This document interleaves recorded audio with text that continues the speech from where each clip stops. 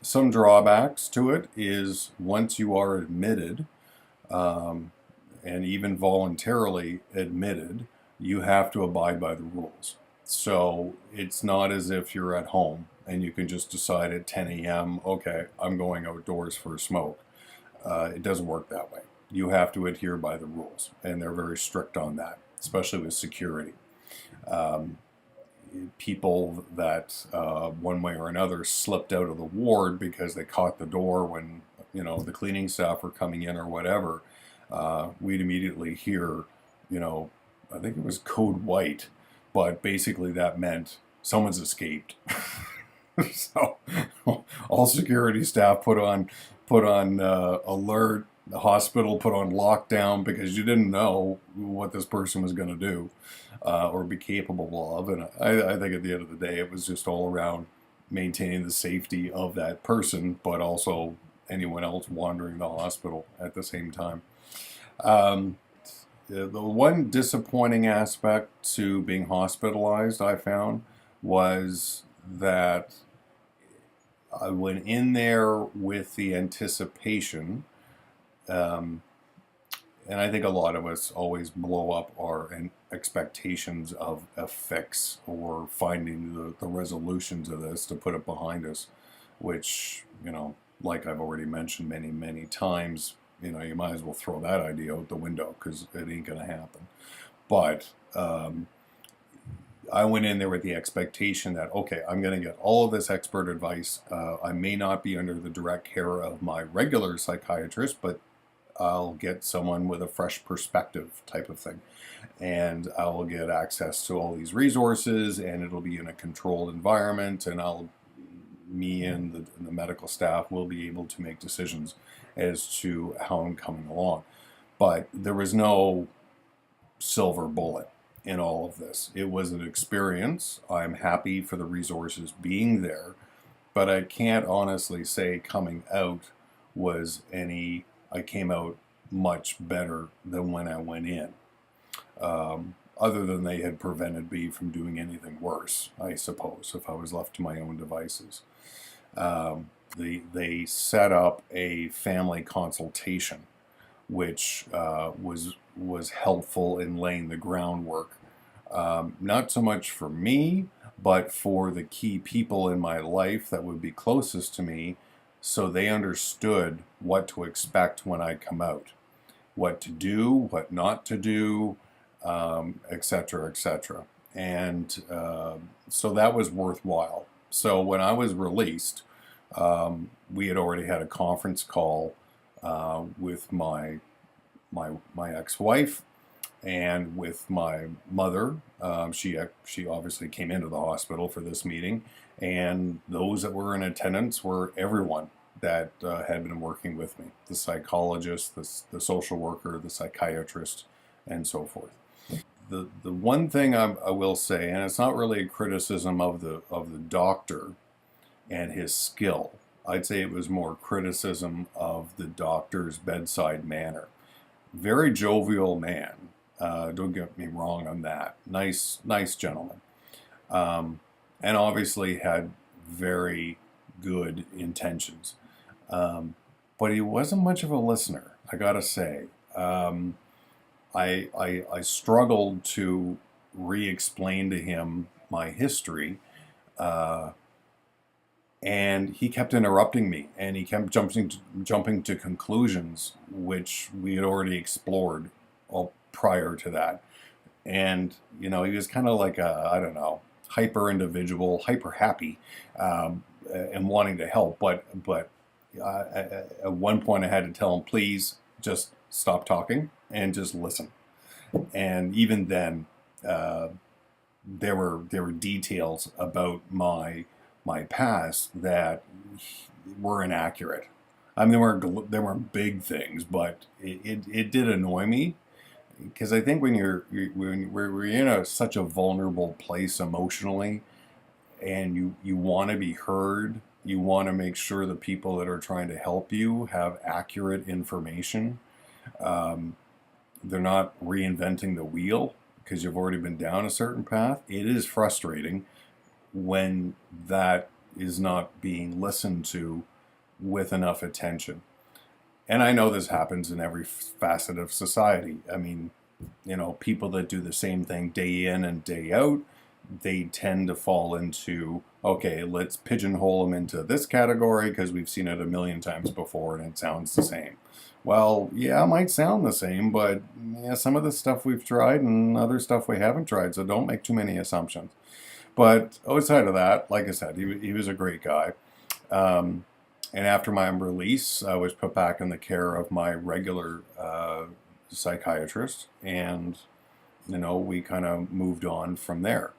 Um, I would say if your psychiatrist is open to the idea of you being admitted to the hospital or brings it up, which is what he did, it's certainly there's nothing negative that can come of it. Okay, yeah, it disrupts your life, especially if you're working at the time. You make up silly excuses for people that you work with or friends that you've got as to why suddenly you're going to be not even at home for indeterminate amount of time. Uh, these can actually be stressors on you. I lied to a bunch of friends of mine at the dog park that, I, that, oh, my doctor wants me to go into the hospital because he suspects I've got, diabetes, and they want to run a whole whack of tests. Well, later I found out when I went back to the dog park, a friend of mine who actually works in the mental health care system he said, you've been at 2 Southeast, which is the name of the wing. And I was a bit shocked. And he said, don't worry about it. He said, I've been in and out of there so many times. And he said, I know tons of people have been in and out of there. He said, there was a bunch of malarney that I could see right through at the start when you said they wanted to run some intensive tests. He said, trust me, in the healthcare system these days with the amount of restricted resources, they don't hospitalize anybody unless it's open heart surgery or some full thing like that. So anyway, my little smoke screen didn't really work, but anyway, the second time I was admitted to the hospital was an unplanned one, and this happened after one of the occasions of coming back from the city that my children live in, feeling that sense of loss and distance from my kids, remembering the look on my son's face on that Sunday, when I left, and he was bawling his eyes out and I was crying, and it just felt so hopeless. And when I got home, I just took a handful of my tranquilizers and meds. Well, not a handful, but let's just say a generous amount, probably 4 or 5 days worth of dosage, and sucked them back. And I may have even had something to drink, but I don't think so.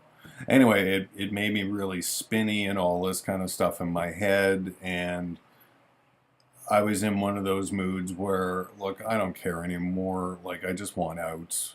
And so I wouldn't classify it as a suicide attempt, but it certainly was dumb on my part. That's for sure. And I really let the negativity of how I was feeling get the better of me. So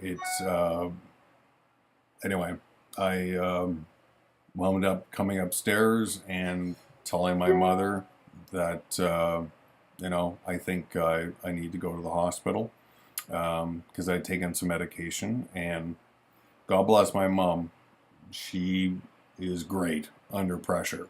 She doesn't panic. She doesn't create any hubbub. It's kind of like, okay, that's fine, son. Let's head over to the ER and we'll get you tested out and this type of thing. And they took me right through at the hospital in the emergency department, put me right into bed. I was starting to fall asleep at this point because I had so many sedatives in my body. And I think from about 7 o'clock that evening until, oh, gee, I don't know, somewhere in the middle of the night, I just slept. And I'm sure nurses and doctors came and went, and I just kind of half remembered, but I had too many tranquilizers in my system. And and then a familiar face showed up at my bedside, and it was a psychiatric nurse from the ward. And she asked me, she said, "Do you want to go home or do you want to stay?" And I don't know if it was truly an open question where I had a real choice, um, but I was in such a down mood and so doped up. I just looked at her and said, "Yeah, I think it's best I stay." So on that occasion, the experience overall was pretty much the same as what I've already described, with one exception. And this was because I had come in and theoretically overdosed on my medications. I was not allowed off ward privileges for the first 48 hours that I was there. So, being a smoker, of course, that was a real piece of irritation for me, let's say. But outside of that, I think that time I was in the hospital a week and a half, a little bit shorter of a period of time than the first time I went in. Um, but everything else that I've described about the experience pretty much was the same. And anyway, so that's what hospitalization is like. Um, it's not a freak show ward. It's not where you got people running around screaming their heads off. If you didn't know better, you'd think you were in any other ward of the hospital for the most part. And and really, it if anything, it showed me that, you know what, people with mental illness are not crazy. They can certainly act that way. With things like schizophrenia, bipolar depression, and you know, like massive mood swings and stuff like that. But I didn't observe a lot of that on the two occasions I was in. These are just regular people that are really having a hard time with life, and for whatever reason, their minds are not operating in a way that is helpful. So, hence the need for more intensive treatment. Um, they're all good people. Those that had children or close family members nearby, we were all allowed visitors um, fairly liberally. I think it was always late in the afternoon when visitors would be allowed. If it were young children, they had a separate kind of therapy room that was used during the day, but it was available in the evening. So you didn't see young children running around the ward, which I think was a wise thing, both for their sake and the sake of anyone that doesn't like a lot of hubbub or whatever. But unfortunately, because my kids live in another city, my wife never drove them up to visit with me or whatever. But my mother came in every day, and we had a cup of tea together, and I didn't have a lot of news to tell or anything of that sort, but nonetheless, it was good. So yeah, so if you're ever presented with the opportunity, and you feel that you need to take it to the next level with your physician in order to explore other treatments, please don't be afraid to go into the hospital. I know it's a stigma thing, um, but I think that's something that we just have to learn to either be totally honest with our friends about and coworkers, or we need to, I don't know, come up with some story like you're taking a cruise. I don't know what you want to do, but in retrospect, I feel a little bit silly having lied to my friends about what I was doing, because once you're in there, I mean, everybody else knows what's going on, and they're probably in a worse state of affairs than you are, and there's no shame in it. Uh, I met a university professor while I was in there. Uh, I met, young professionals while I was in there. Yeah, there were a few dredges of society that were in there, but they were into illicit drugs and that sort of thing. So, make your bed and sleep in it. Um anyway, I would encourage it for anyone that has the opportunity.